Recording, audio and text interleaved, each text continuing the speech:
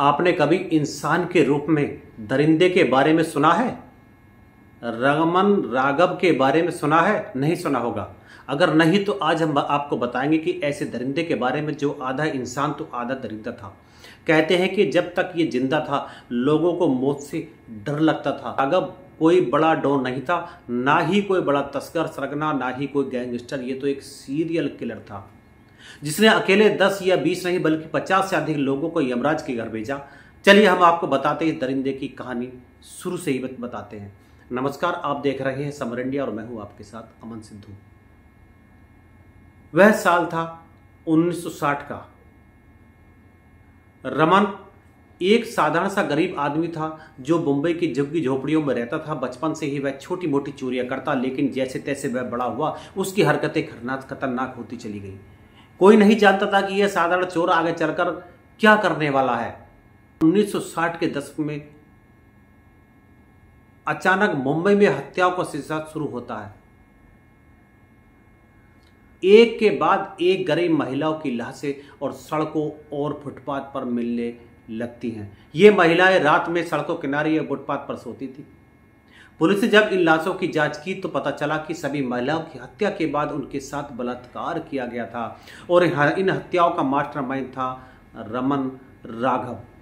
इसके हत्या करने का तरीका भी बेहद डरावना था। वह रात के अंधेरे में सो रही महिलाओं पर धारदार हथियार से हमला करता, एक ही बार में उसकी जान ले लेता और फिर उनके मृत शरीर के साथ अपनी हवस पूरी करता था। पुलिस इलाके के बड़े बड़े अपराधियों को पकड़कर पूछताछ करती, लेकिन रमन राघव उनकी पकड़ से कोसों दूर चला था। उसकी साधारण शकल सूरत और गरीब जिंदगी की वजह से किसी को शक ही नहीं हुआ कि वह इतना खतरनाक हो सकता है। लेकिन जैसे तैसे उसकी हिम्मत बढ़ती गई और उसकी हरकतें और खौफनाक होती चली गई। साल 1965 में एक रात फुटपाथ पर सो रहे 19 लोगों का अचानक हमला हुआ। इस हमले में 9 लोग मारे गए और 10 लोग बुरी तरह घायल हो गए। इस बार कुछ घायल लोग बच गए और उन्होंने पुलिस को रमन राघव का नाम बताया और पुलिस ने उसकी पुरानी फाइलें खंगाली तो पता चला कि रमन पहले डकैती के एक मामले 5 साल की सजा काट चुका था। लेकिन जो बात पुलिस को हैरान कर गई थी वह उसका पुराना रिकॉर्ड।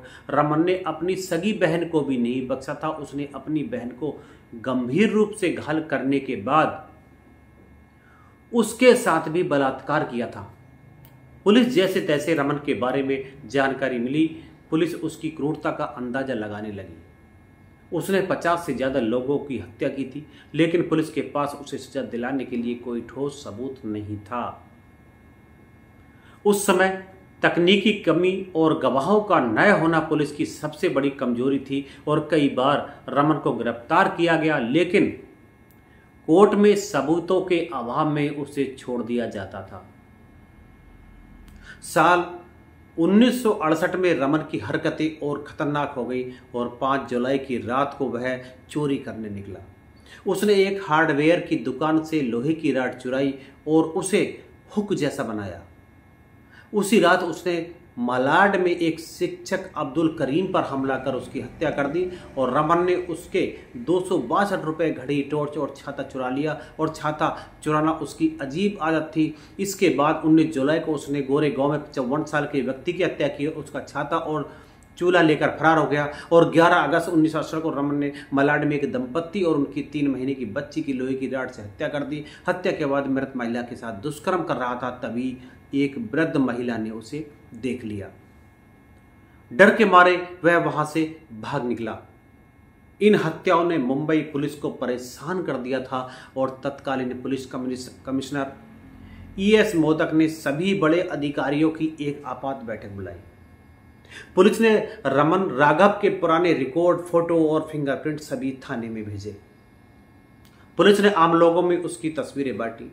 एक महिला मंजू देवी ने उसे पहचान लिया और उसने बताया कि 24 अगस्त 1968 को उसने रमन को देखा था। वह खाकी हॉफ पैंट, नीली शर्ट और जूते पहने हुए था। 26 अगस्त 1968 को क्राइम ब्रांच के इंस्पेक्टर इलेक्स फियालोहो ने रमन को भिंडी बाजार में देखा और उसने कपड़ों के नीचे गीले छाते ने इंस्पेक्टर को शक दिलाया और बारिश ना होने के बावजूद उसका छाता गीला था। पुलिस जांच में रमन ने अपना नाम दलवई सिंधी बताया, लेकिन इंस्पेक्टर को याद आया कि यह रमन का एक और नाम था। उसे तुरंत गिरफ्तार कर लिया गया। पुलिस ने उससे सच उगलवाने की पूरी कोशिश की, लेकिन वह मजाल थी कि वह टस से मस होता। उसने कुछ नहीं बताया।